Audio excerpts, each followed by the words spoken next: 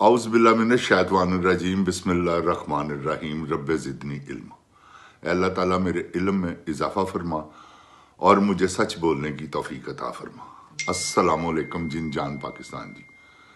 जिन जान पाकिस्तान जी, अल्लाह ताला अपनी रहमत के सदक़े में मेरे पाकिस्तान को महफूज रखे।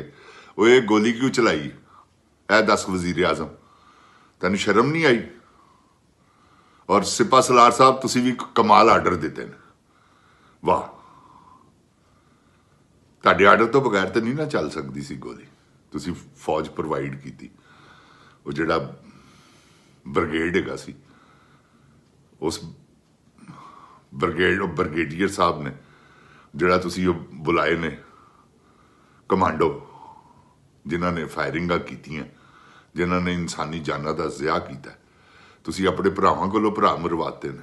कैसे ਜ਼ਾਲਮ आदमी हो। जिन जान पाकिस्तान जी, उन्होंने दिल नाल गोली नहीं चलाई। मेरी गल याद रखना, गोली चलवाई गई है। उस ब्रिगेडियर ने जिहड़ा उत्थे मौके ते मौजूद सी, वो खंजीर आदमी ने पूरा भार पाया, ਉਹਦੇ को गन फड़ के आप चलाई सब तो पहले, फिर SSG दे कमांडो, फिर उन्होंने गोली चलाई। जिन जान पाकिस्तान जी, पाकिस्तान जी जो जुल्म हो रहा है, यह जुल्म ना ही तो कभी हुआ है और ना होगा, क्योंकि इतना जालिम कोई भी नहीं आएगा। ये जुल्म की अखीर कर दी है इसने। ये सिपा सलार नहीं, ये दज्जाल है। मैं आपको गलत नहीं कह रहा। ये समझ ले दज्जाल के मानने वाले, जिन्होंने इतना जबरदस्त जुल्म किया है कि यार परेशान कर दिया लोगों को इन्होंने। सारा मुल्क परेशान है। जिसको चाहते हैं उठाकर ले जाते हैं, जिसको चाहते हैं गायब कर देते हैं। ये क्या है? इंडिया में रह रहे हैं आप, जिन जान पाकिस्तान जी। आपको जागना पड़ेगा यार। ये इमरान खान ने 8 फरवरी का ऐलान किया है ना, तो आपको चाहिए इमरान खान का साथ देना। वो आपके लिए जंग लड़ रहा है यार। और आप कितने, मैं आपको क्या कहूं पंजाब के लोगों को। जिन जान पाकिस्तान जी, देखें पंजाब के लोगों, आपको मैं आज एक बात बता दूं। अगर आप इस फस्तायत से, इस पस्ती की दलदल से निकलना चाहते हैं, तो फिर आपको हिम्मत करनी पड़ेगी, आपको मेहनत करनी पड़ेगी, आपको साथ देना पड़ेगा इमरान खान का। किस सूरत में? प्लेइंग कार्ड, उस पे प्ले कार्डों पे लिखा हो आप इनके इस्तीफे का मुतालबा करें।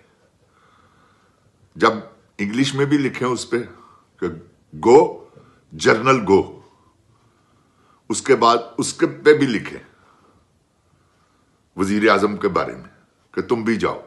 ये फॉर्म 17 पे कैसी आपने जुल्म किया है जनरल साहब। सारी काया पलट के रख दी आपने।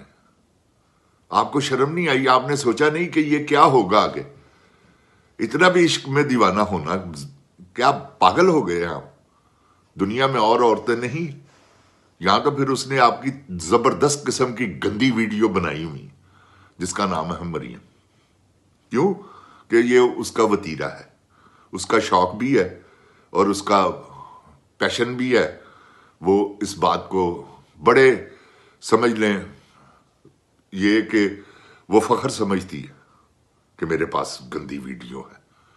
तो जिन जान पाकिस्तान जी, बाजवा की भी, इसकी भी, नदीम अंजम, ये सारे जितने भी हैं फौजी ऑफिसर, क्योंकि इनको और कुछ नहीं चाहिए। शराब चाहिए, शबाब चाहिए और कबाब चाहिए। ये पाकिस्तान में सिर्फ और सिर्फ अय्याशी के लिए इन्होंने जन्म लिया हुआ, और तो ये कुछ भी नहीं करते। कभी कोई जर्नैल आपने देखा है कि किसी जंग में शहीद हुआ हो? कभी ये किसी बॉर्डर पे जाके लड़े हो? हाँ, सिर्फ अपनी तालीम के जोर पर और अपने असर रसूख के जोर पर। किसी का बाप फौज में था, किसी का दादा फौज में था, किसी का बहनोई फौज में है, किसी का भांजा फौज में है। उन्होंने ये सिलसिले, इनके रिश्तेदार, इसका दामाद फौज में है, वो सब बड़े ऑफिसर है। आपस में इनका एक गठजोड़ है जिसकी वजह से ये पाकिस्तान को नोच रहे हैं और नोचते रहेंगे। जिन जान पाकिस्तान जी, आपको खुद इमरान खान का साथ देना पड़ेगा। अगर इमरान खान आपको आजादी ना करवा सका तो ये बात याद रखिएगा, 100 के 1000 साल भी आप इस मुल्क में आजादी की जिंदगी नहीं गुजार सकते, क्योंकि अब लोगों को समझ आ गई है सिपा सलार जी का तुसी तुसी जुल्म कीते, क्योंकि हुण पता लग रहा है लोगों को कि यह भी तुसी कीता सी, यह भी तुसी कीता, तुसी की नहीं कीता। और यार तुसी एडे बेगैरत सो कि तुसी पाकिस्तान 2 लख्त कर दिता। और याहिया खान तो तुसी हुण फिर पाकिस्तान नूं 2 लख्त कीता, कश्मीर देता जे ना उन्होंने। सिपा सलार जी कोई शर्मो हया करो, कोई बेगैरतमंदां वाला काम करो, कोई भाइयां वाला काम करो।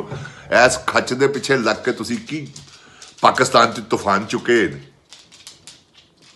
इस तो इलावा कोई गल नहीं जेगी। जिन जान पाकिस्तान जी, वड्डा टिंडा यो लै सारा कुछ करवा रही है मरियम। जनरल मरियम ने जो कुछ भी पाकिस्तान नाल कर दिता है ना, यह हुण काहदे लई है? लोकां दे घर तोड़ रही है सिर्फ ध्यान हटाने वास्ते कि 26 नवंबर तो ध्यान हट जाए, क्योंकि 26 नवंबर बड़ा वड्डा मुद्दा पै गया इन्हां ते। मुद्दा की पै गया? इन्होंने आप हथी कीता है। तो जिंद जान पाकिस्तान जी, ओए तगड़े हो जाओ, तुहानूं मैं सही कहना पिया जे तुहाडा अंजाम मौत ना होया तो जिन जान पाकिस्तान जी सानू तुसी साडे ते फिटे मूंह कहना। सिर्फ एवं चंद दिनों की गल है, चंद महीनों की गल, जिन्ना मर्जी जोर ला ले। परवेज मुशर्रफ ने किया सी ना जुल्म, किथे? लाल मस्जिद च।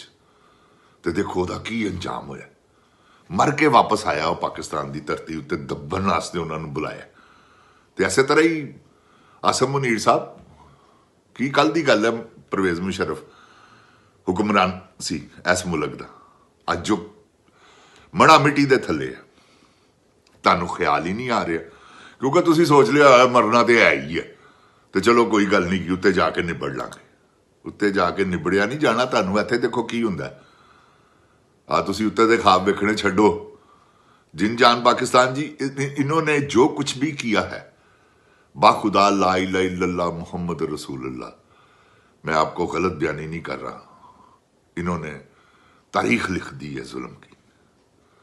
ये जो लोगों को 75 साल औरतें, फिर उसके बाद यंग बच्चियों को, फिर उसके बाद लोगों को नंगा करना, बरहना करना, ये इंसानों का काम है।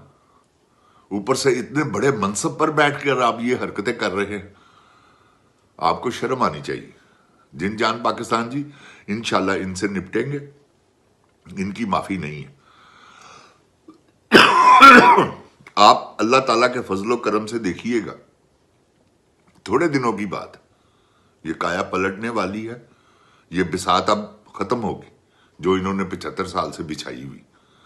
ये मोरा यहां से उठाते हैं, यहां से उठाते हैं, यहां 2 ही मोरे हैं इनके पास, क्योंकि दोनों चोर डाकू हैं।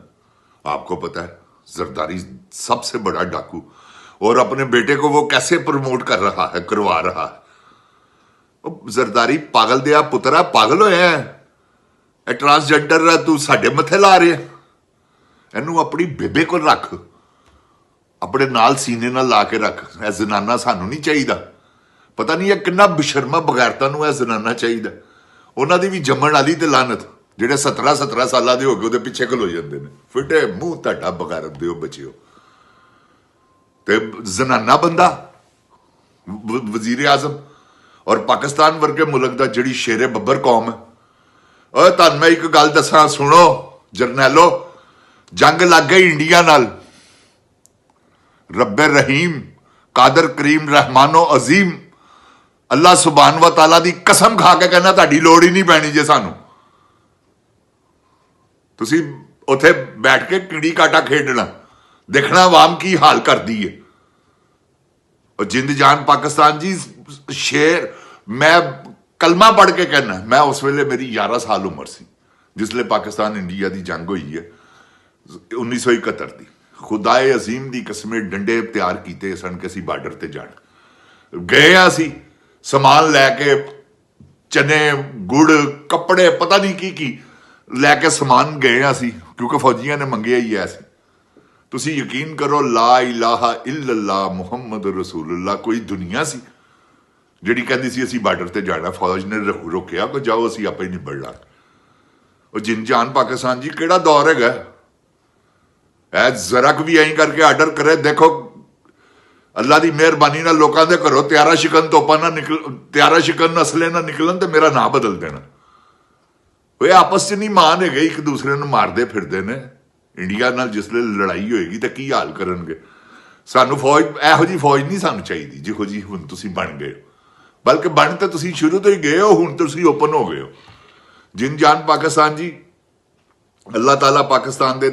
ਹਾਲ ਤੇ ਰਹਿਮ ਫਰਮਾਵੇ ਅੱਲਾਹ ਤਾਲਾ ਮੇਰੇ ਪਾਕਿਸਤਾਨ ਨੂੰ ਇਹਨਾਂ ਬਗੈਰਤ ਕੰਮ ਕੋਲੋਂ ਬਚਾਵੇ ਜਿਨ ਜਾਨ ਪਾਕਿਸਤਾਨ ਜੀ ਮੇਰਾ ਇੱਕ ਚੈਨਲ ਹੈ ਜਿਨ ਜਾਨ ਮਲਕ ਹੀਰਾ ਥੜੇਬਾਜ਼ YouTube ਤੇ ਉਹਨੂੰ ਫਾਲੋ ਕਰੋ ਜਿਨ ਜਾਨ ਪਾਕਿਸਤਾਨ ਜੀ ਤੁਸੀਂ ਜਿਸ ਤਰ੍ਹਾਂ ਮੇਰੀ ਇੱਥੇ ਪਜ਼ੀਰਾਈ ਕੀਤੀ ਹੈ ਉੱਥੇ ਵੀ ਮੈਂ ਤੁਹਾਡੇ ਕੋਲੋਂ ਉਮੀਦ ਰੱਖਣਾ ਉਹਦੇ 'ਚ ਫਿਲਮੀ ਦੁਨੀਆ ਦੇ ਬੜੇ ਪ੍ਰੋਗਰਾਮ ਤੇ ਯੂਨੀਵਰਸਲ ਪ੍ਰੋਗਰਾਮ ਜਿਹੜੇ ਨੇ ਉਹ ਇਨਸ਼ਾਅੱਲਾ ਇਹ ਮੈਂ ਸਿਆਸਤ ਤੇ ਕਰਨਾ ਤੇ ਕੁਛ ਮੈਂ ਲਾਹੌਰ ਦੇ ਬਦਮਾਸ਼ਾਂ ਦੇ ਉੱਤੇ ਪ੍ਰੋਗਰਾਮ ਕੀਤੇ ਨੇ मजीद भी करांगा तो इंशाल्लाह आपको सब कुछ मेरे चैनलों पर मिलेगा सियासत की धूड़े पूट देंगे अल्लाह ताला के फजलो करम से आपको सच बात बताया करेंगे और इंशाल्लाह हम बोलते ही अल्लाह ताला के फजलो करम से सच है जिन जान पाकिस्तान जिंदाबाद इमरान खान जिंदाबाद इमरान खान के चाहने वाले जिंदाबाद ओए पटवारियों कुछ गैरत करो बगैर तो ਤੁਹਾਡਾ भी पाकिस्तान हैगा जी ਤੁਸੀਂ ਵੀ ਗੈਰਤ ਕਰੋ